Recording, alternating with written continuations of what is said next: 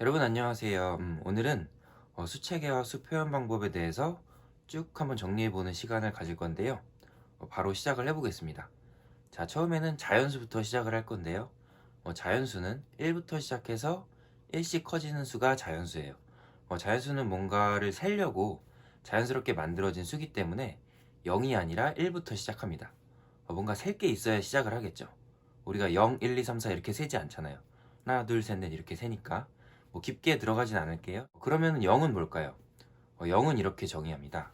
방금 자연수를 배웠는데 이 어떤 자연수 하나를 갖고 왔는데 거기다가 더했는데 다시 그 자연수가 나오게 하는 수, 그게 바로 0이에요.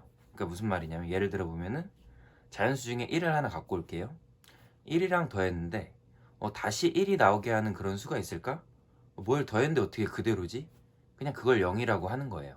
우리가 수학에서 0은 이렇게 갖고 옵니다.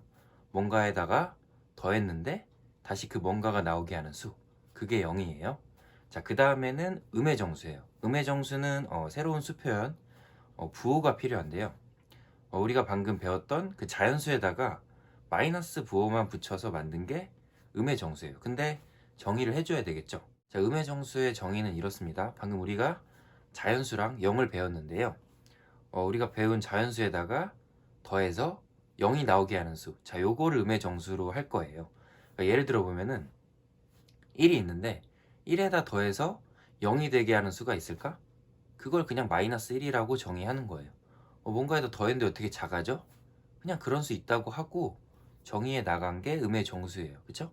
자, 이렇게 여기까지 자연수 0, 음의 정수. 자, 여기까지를 그냥 통틀어서 정수라고 해요. 그 다음에 정의할 거는 유리수입니다. 자, 유리수는 분수 표현으로 정의가 되는데요. 자, 정수분의 정수로 유리수를 정의합니다. 자, 이때 분모는 당연히 0이 되면 안 될 거고요. 자, 이 정수분의 정수, 이거는 나눗셈 계산으로 보면 정수 나누기 정수잖아요. 자, 정수 나누기 정수, 정수를 정수로 나눴을 때 나올 수 있는 결과는요, 나누어 떨어진다면은 다시 정수가 되거나 유한소수가 될 거고요. 끝까지 나누어 떨어지지 않는다면 순환소수밖에 될 수가 없어요. 그 이유는 제가 예전에 한번 만들어 놓은 영상이 있으니까 그걸 참고해 보시면 될 것 같고요. 자, 그러면은 이 유리수는 정수분의 정수고 그렇게 나타내서 계산돼서 최종적으로는 그 유리수는 정수, 유한소수 또는 순환소수밖에 될 수가 없는데, 그러면 유리수가 아닌 수는 뭘까요? 유리수가 아닌 수는 방금 나열한 이런 수들이 아닌 수이기 때문에 순환하지 않는 무한소수가 될 수밖에 없어요. 그러니까 유리수가 아닌 수니까 정수분의 정수로 표현할 수 없는 수, 또는 방금 나열했던 수가 아닌 수, 그러니까 순환하지 않는 무한소수, 이렇게 말을 해주면 그게 무리수예요. 자, 이렇게 유리수와 무리수를 합치면은 수직선을 완성할 수 있는데요. 자, 이 유리수와 무리수를 합쳐서 실수라고 합니다. 자, 여기서 우리는 하나 더 배우죠. 허수를 배웁니다. 허수 단위 i를 포함한 수 표현 복소수를 배우는데요. 이 복소수는 처음 배울 때 제곱해서 마이너스 1이 되는 수를 허수 단위로 약속을 하기 때문에 많은 학생들이 이걸 굉장히 찝찝해해요. 아, 그런 수가 어딨지? 물론 실수 중엔 없어요. 근데 그냥 그런 수 있다고 하고 또 논리를 전개해 나가서 만들어진 게 이 복소수예요. 자, 근데 이 허수 단위 i를요, 끝까지 수로 받아들이지 못하는 사람들이 있어요.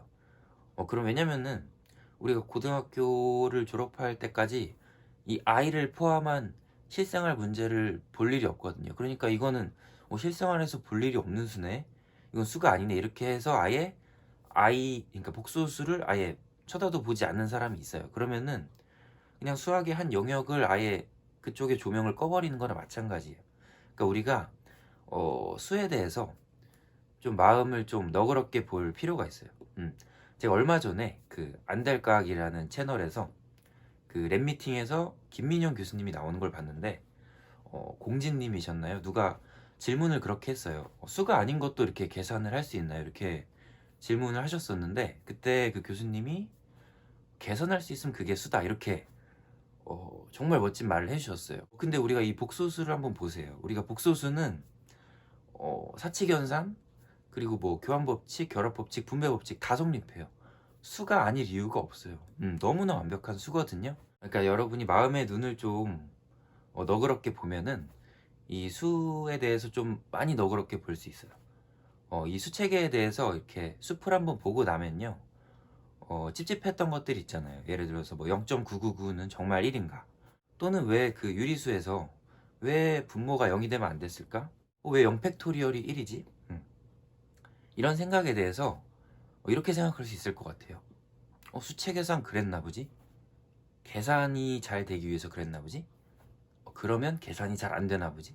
이런 식으로 마음을 좀 넓게 가질 수가 있어요. 그러면은 이렇게 세부적으로 찝찝했던 게 수책에 대한 이런 숲을 한번 보고 나면은 의외로 좀 마음이 편해지는 그런 느낌이 있을 수 있거든요.